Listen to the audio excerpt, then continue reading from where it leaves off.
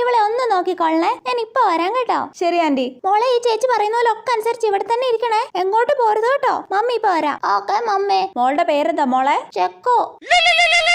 മോളെ ഒരു മിനിറ്റ്, ചേച്ചിക്ക് ഒരു കോൾ വരുന്നുണ്ട് കേട്ടോ. ഹലോ.